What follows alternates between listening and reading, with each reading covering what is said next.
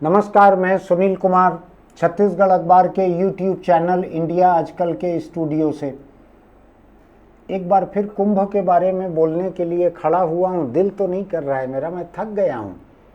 पता नहीं आप वहाँ जाकर नहाकर उसकी खबरों को देखकर वहाँ से लाए हुए लोगों के गंगा जल को पीकर संगम का उसको अपने ऊपर छिड़क कर थके हैं कि नहीं थके हैं।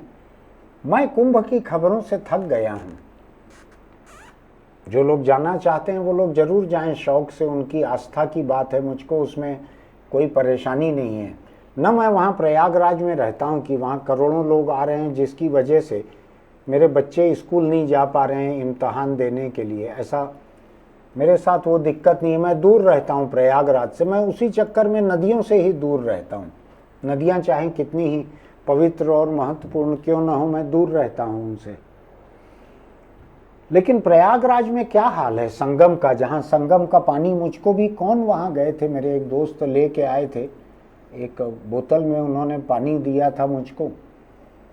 थोड़ा मटमैला सा था पानी। तो मेरे पास जितने लोग आते जाते हैं जो धार्मिक आस्था से परिपूर्ण हैं, जो आते ही जोर से धार्मिक अभिवादन करते हैं, तो मैं उन लोगों को कहता हूँ कि गंगा जल आया है मेरे पास, दूं क्या? तो मैं निकाल के थोड़ा छिड़क देता हूँ उनके ऊपर। तो वो कहते हैं नहीं, पीने के लिए भी दो। तो मैं कहता हूँ देख लो मटमैला है, मैं नहीं पी रहा हूँ, मैं पीता नहीं हूँ इसको। कई लोग पी लेते हैं। मेरे कैमरा पर्सन घर ले गए थे अपने पिताजी को, पता नहीं उन्होंने पिलाया या उनके ऊपर छिड़का, जो भी किया हो, अपनी अपनी आस्था की बात है। अभी central pollution control board CPCB Bharat सरकार की संस्था है, उसने कहा कि संगम, कुंभ में जो मुख्य स्नान की जगह है संगम, जहां राष्ट्रपति, प्रधानमंत्री, पूरे दुनिया के देशों के जो लोग बसे हुए हैं यहाँ पर, डिप्लोमेट, उनको लेके गई थी भारत सरकार वहाँ पे डुबकी के लिए। मैंने तो शायद देखा है कि देश जिनके मजबूत कंधों पे चल रहा है, अडानी अंबानी, ये लोग भी गए थे वहाँ पे परिवार सहित। अच्छा हुआ वहाँ से निकल के आ गए। पानी में कोई जाता है तो मुझको थोड़ा डर लगता है। देश इन्हीं दो लोगों के कंधों पर चल रहा है, तो ये लोग भी गए थे परिवार सहित वहाँ पर। तो मैं आ रहा था, central pollution control board CPCB का कहना है कि संगम में गटर के पानी सरीखा, सीवेज, जो नाला रहता है, गंदा नाला, सीवेज कहते हैं उसको। सीवेज यानी जो पखाने वगैरह का पानी निकलता है, नालियों का गंदा पानी निकलता है, उतना प्रदूषण है संगम के पानी में, ऐसा उनका कहना है। उनका कहना है कि उसमें पानी में ऑक्सीजन भी बहुत कम हो गई है। मुझको थोड़ा शक है कि कोई भी पखाने का पानी, नाले का पानी, औद्योगिक प्रदूषण का पानी, ये सब मिल के भी गंगा में इतना गंदगी कैसे कर देंगे कि गटर के पानी जैसा, पखाने के नाली के पानी जैसा हो वहाँ पे। और क्या क्या कुछ कह रहे हैं लोग, मैं तो ज़्यादा समझता नहीं हूँ विज्ञान को। क्या ई कोली या क्या बैक्टीरिया, ऐसा कुछ कह रहे हैं वैज्ञानिक नाम कुछ, कि ये भी निकल रहा है वहाँ के पानी में जो पखाने में रहता है। जाहिर है कि इतने लोग वहाँ पे नहा रहे हैं, कहीं ना कहीं से पखाने का पानी आता होगा वहाँ पे। अब है पखाने का, तो आस्था तो इन सब से ऊपर रहती है। योगी आदित्यनाथ मुख्यमंत्री हैं यूपी के, उन्होंने विधानसभा में कहा है ये सब प्रदूषण वगैरह की बात जो कह रहा है सेंट्रल पॉल्यूशन कंट्रोल बोर्ड, हालांकि वो मोदी जी की सरकार का ही बोर्ड है वो। तो योगी ने कहा है कि जो कह रहा है गलत कह रहा है। हमारा यूपी पॉल्यूशन कंट्रोल बोर्ड का कहना है पानी वानी सब मस्त है, बढ़िया है, आप तय कीजिए, आपको वहाँ नहाना है, पीना है। योगी ने कहा है आचमन करने लायक है, जो भी इसका मतलब होगा आचमन का। आप आस्थावान होंगे तो आपको पता होगा इसका क्या मतलब है, मैं तो उतना नहीं जानता हूँ। अब सवाल ये उठता है कि पानी इतना गंदा हो कैसे गया। थोड़ा इससे जुड़ी हुई और बातें भी है मेरे पास में, इसलिए मैं कुंभ के बारे में बात कर रहा हूँ। पानी इतना गंदा हो कैसे गया? मैं चारों तरफ सुनता हूं वहां नहाने से, संगम में, कुंभ के संगम में नहाने से पाप धुल जाते हैं, ऐसा लोग कह रहे हैं।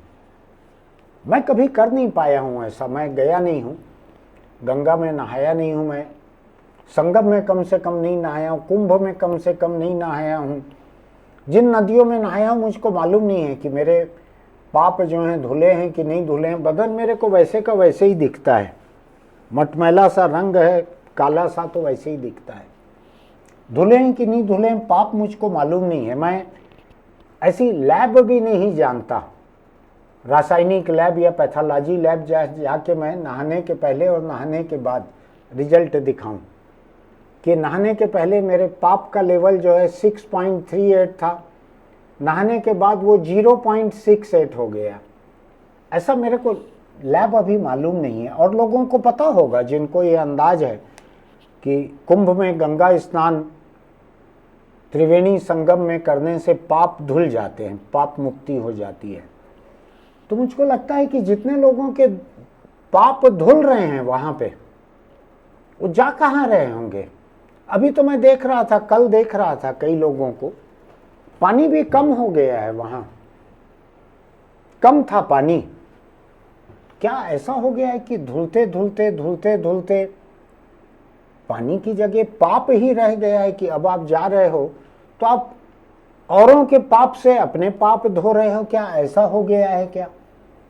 मैं ज्यादा जानता नहीं हूं धर्म वगैरह के मामलों को, इसलिए सवाल है मेरा, मेरे पास कोई इसका जवाब नहीं है। योगी आदित्यनाथ ने कहा है कि आचमन के लायक है, तो जो भी आचमन का मतलब होता है आप जाके उधर कर सकते हो। मैं उम्मीद करता हूं कि उसका कोई गलत मतलब नहीं होगा। योगी जी ने कहा है विधानसभा में, योगी जी ने विधानसभा में पहली बार कहा है, एक सवाल के जवाब में। सरकार को विधानसभा में जवाब सच देना पड़ता है, एकदम खरा, नहीं तो फिर विशेषाधिकार भंग जैसा एक नोटिस आ जाता है विधानसभा, लोकसभा, राज्यसभा में। तो योगी जी ने पहली बार अपने मुंह से कहा है कि जो भगदड़ मची थी कुंभ में, उसमें 30 लोग मरे थे और 7 लोग इधर उधर और मरे थे, ऐसे 37 मौतें हुई हैं। पहली बार 37 मौतें या मौत शब्द योगी ने, मुख्यमंत्री ने पहली बार कहा है। मुझको लगता है कि ये कहने से भी एक मुख्यमंत्री का अभी तक इस बारे में चुप रहना, मौनी अमावस्या था शायद, हो सकता है। देखिए मैं धर्म को कम जानता हूं, चूंकि मौनी अमावस्या की घटना थी शायद ये, शायद इसलिए मुख्यमंत्री मौतों को लेकर मौन थे, संख्या को लेकर मौन थे, मौतों को लेकर मौन थे। उन्होंने कहा भगदड़ मची है लेकिन अफवाहों पे भरोसा मत करो, कुछ हुआ है, कुछ हलचल हुई है, लेकिन अफवाहों पे भरोसा मत करो। उन्होंने बार बार कहा अफवाहों पे भरोसा मत करो। शायद मौनी अमावस्या थी, उसमें शायद कुछ ऐसा प्रथा रहती हो कि उस दिन की भगदड़ वगैरह में मौत होती है तो उस बारे में मौन रहना पड़ता है। वो धार्मिक व्यक्ति हैं योगी जी, इसलिए वो ज़्यादा जानते होंगे उसको। अब योगी सरकार ने एक फैसला और लिया है। मैं कतरा कतरा बातें कह रहा हूँ, मेरे पास एक कहानी नहीं है लंबी, छोटी छोटी घटनाएं हैं। योगी सरकार ने फैसला लिया है कि उत्तर प्रदेश की 75 जेलें हैं, 75 जेलें, लाखों कैदी हैं उनमें, उन कैदियों को भी गंगा में नहाने का मौका मिलना चाहिए, कुंभ में गंगा स्नान का मौका मिलना। आखिर वो तो या तो सर्टिफाइड पापी हैं जिनको सजा हो चुकी है, या विचाराधीन कैदी हैं जिनके मामले चल रहे हैं, उनके ऊपर भी आरोप लगा हुआ है, तो वो भी पापी होने, कथित पापी हैं वो, समझ लीजिए विचाराधीन पापी हैं वो लोग। और जो सर्टिफाइड प्रामाणिक सजा याफ्ता पापी हैं तो उनको भी तो धोने का मौका मिलना चाहिए। 144 बरस बाद आया है ये, कहा जाता है ये कुंभ। तो सरकार टैंकरों से इन 75 जेलों में त्रिवेणी का पानी भेज रही है और जेलों में टैंक बनाए जाएंगे जिनमें दूसरे पानी के साथ साथ इस पानी को मिलाया जाएगा और कैदियों को मौका मिलेगा कि वो चाहें तो गंगा स्नान कर लें, कुंभ का त्रिवेणी स्नान कर लें। सबको लेके जाएंगे वहाँ पे तो उसमें से बहुत से लोग फरार हो जाएंगे। तो पाप धोने के लिए टैंकर में जेल ले जाके पानी दे रही है सरकार कि तुमको ले जा नहीं पा रहे हैं त्रिवेणी, तुम यहीं पे धो लो। मेरे मन में एक छोटी सी जिज्ञासा आ रही है, हो सकता है कि वो औरों के मन में भी आई हो, उन्होंने कर लिया हो ऐसा, लेकिन फिर भी अगर नहीं किया होगा तो उत्तर प्रदेश सरकार को मेरी एक छोटी सी सलाह है, एक टैंकर जो है उसको एक आश्रम है उधर भी भेजना चाहिए। कहाँ पे है वो? राजस्थान में कहीं है आश्रम, वो वहाँ भेजना चाहिए एक टैंकर, क्योंकि उनको सुप्रीम कोर्ट से पैरोल मिला है इलाज के लिए। अब जिसको इलाज के लिए एक बुजुर्ग व्यक्ति को पैरोल मिला है तो उनका शायद यहाँ त्रिवेणी में आके जो कुछ भी है उनका उसको धोना शायद मुमकिन नहीं होगा उनके लिए, तो उनके आश्रम में भी एक टैंकर भेज देना चाहिए। आसाराम नाम है शायद उस आदमी का, उसके पास भेजना चाहिए एक हाथ टैंकर की, बहुत ज़रूरत है। आप एक चीज़ को देखिए, किसी सर्टिफाइड पापी, सजा याफ्ता पापी जो है, हालांकि कानून पापी नहीं कहता, वो मुजरिम कहता है। आसाराम जो है वो सजा याफ्ता, सजा पा रहा है, भुगत रहा है, ऐसा बलात्कारी है। अपने भक्त परिवार की नाबालिग बच्ची से, जो आसाराम के ही आश्रम की एक स्कूल में पढ़ती थी, वहाँ के हॉस्टल से अपने आश्रम में बुलवा के उसने किया था बलात्कार। आप गंभीरता देखिएगा, कोई अधेड़ महिला से कर लेता बलात्कार तो थोड़ी बहुत गुंजाइश भी थी कि हो सकता है भाई वो महिला ने भी दिलचस्पी ली हो आसाराम में। ये तो नाबालिग बच्ची थी, इसको हॉस्टल से बुलवाया गया था, इससे बलात्कार हुआ था, और बच्ची और उसका पिता जो कि भक्त परिवार था आसाराम का, ये डटे रहे अदालत में। बहुत तरह के दबाव पड़े, कई लोग सड़कों पे मारे गए, लेकिन डटे रहा परिवार। उम्र कैद हुई है, उम्र कैद। अभी इलाज की छुट्टी भर मिली है कुछ हफ्ते की, उम्र कैद चल रही है। कोई जमानत अमानत भी नहीं मिली थी, कोई रियायत भी नहीं मिली। नीचे जिला अदालत से लेकर सुप्रीम कोर्ट तक सब हो गया। बड़े बड़े दिग्गज वकील जो देश के सबसे बड़े बड़े मुजरिमों को बचा के ले जाते हैं, राम जेठमलानी जैसे, ऐसे ऐसे वकील लोग जो हैं लगे थे आसाराम को बचाने के लिए, नहीं बचा पाए। तो आसाराम का पाप जो है पूरी तरह से प्रमाणित है। जैसे खादी भंडार में प्रामाणिक खादी मिलती है, ऐसा ये प्रामाणिक बलात्कारी है, ये प्रामाणिक पापी है अगर धार्मिक भाषा में कहें तो। इसका क्या होगा? इसका भी तो मानवीय अधिकार है डुबकी लगाने का गंगा जल में, संगम में। अब संगम को तो आप नहीं ले जा सकते उसके आश्रम तक, एक टैंकर पानी तो भेजना चाहिए। ये बहुत काम आता था प्रचार वगैरह में, बड़ा माहौल बनाता था प्रचार वगैरह में। भेजना चाहिए, एक टैंकर पानी वहाँ भी भेजना चाहिए। दूसरा मेरा ये मानना है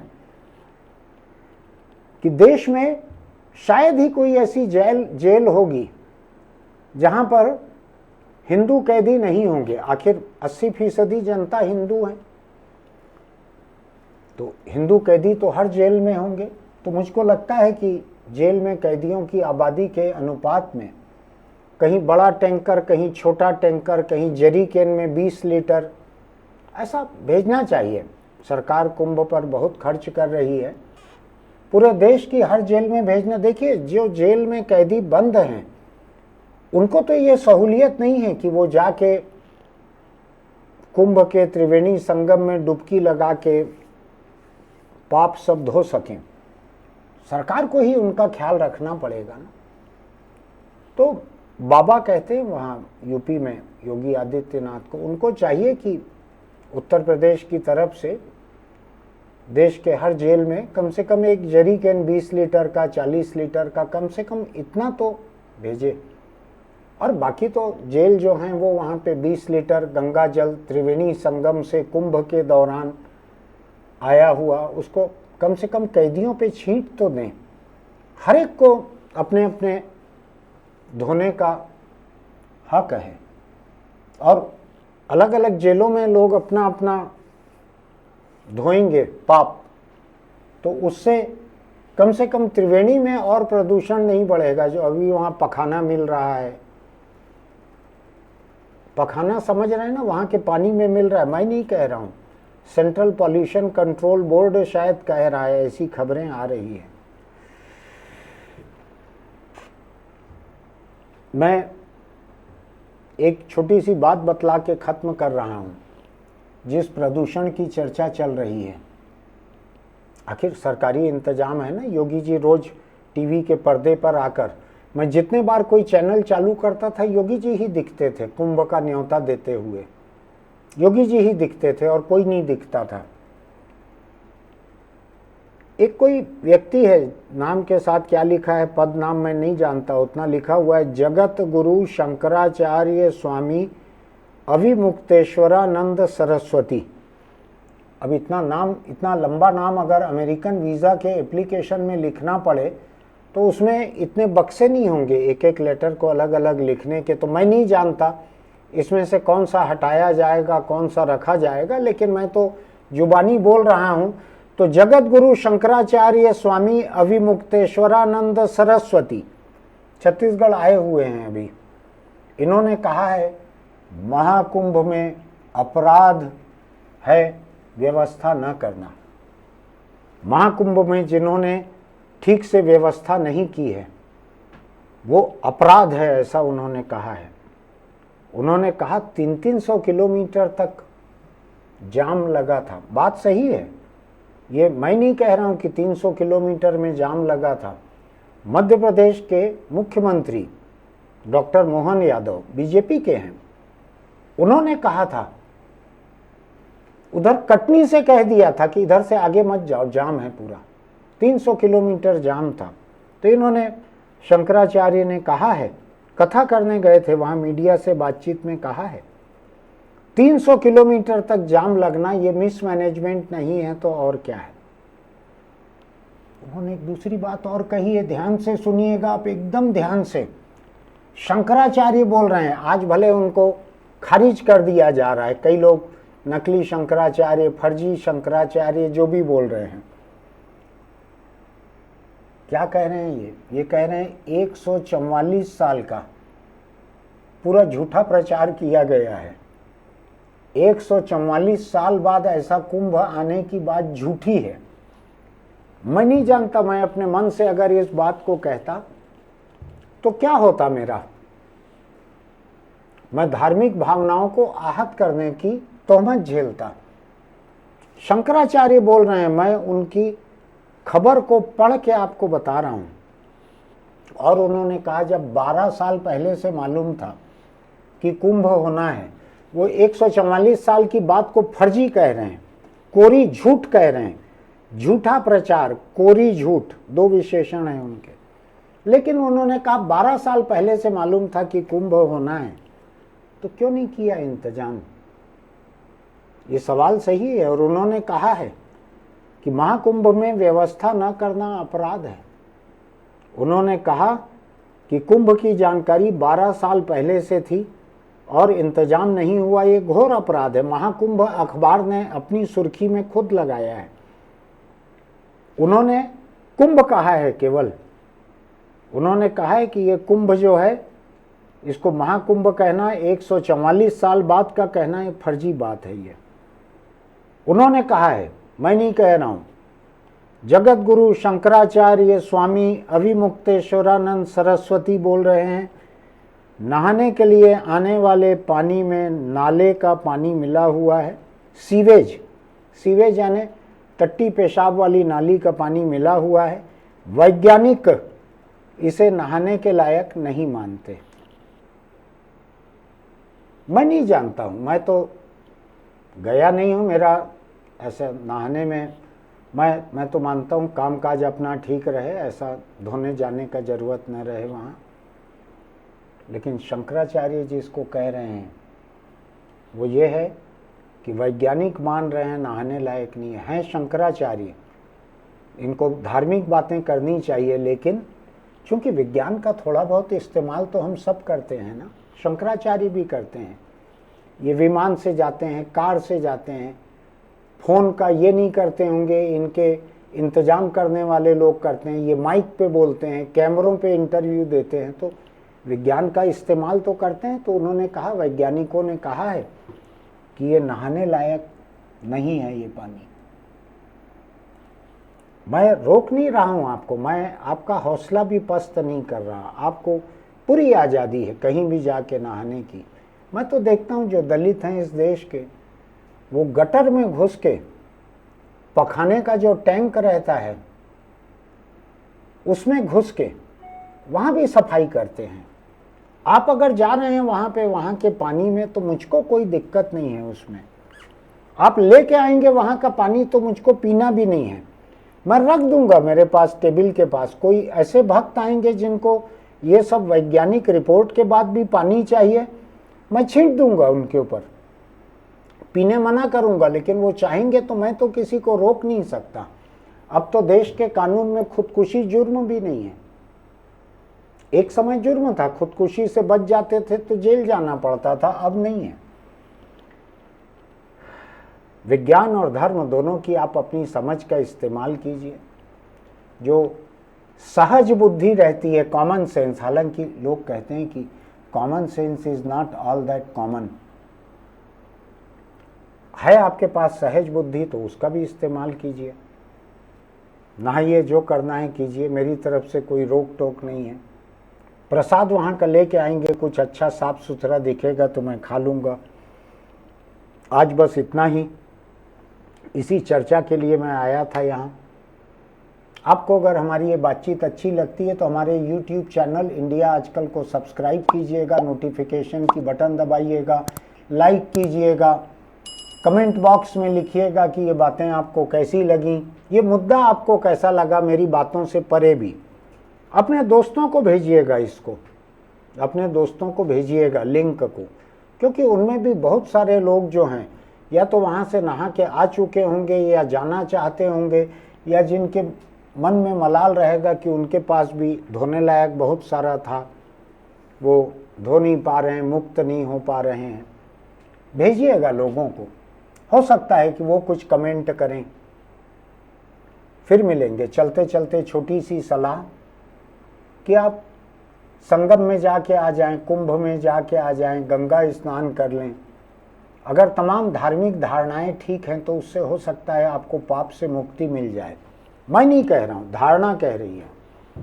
लेकिन फिर भी अगर आप दोपहिए पर चलते हैं, स्कूटर, मोटरसाइकिल, मोपेड पर, तो हेलमेट लगा कर रखिए, चाहे आप चलाएं चाहे पीछे बैठें, क्योंकि किसी हादसे की हालत में वही आपकी जान बचाएगा। हेलमेट के अलावा अगर बेल्ट लगा कर रखते हैं हेलमेट का, तो उसी से जान बचेगी। मैं तो साइकिल भी चलाता हूं तो हेलमेट लगा कर रखता हूं। आप एक चीज का ध्यान रखिएगा, गंगा जल वगैरह जो है उससे हो सकता है आपकी पाप मुक्ति हो जाए, अगला जन्म अच्छा हो जाए, आपकी मान्यता अगर है तो। हादसे की हालत में जान नहीं बचाएगा गंगा जल, वो हेलमेट से ही बचेगी। फिर मिलेंगे।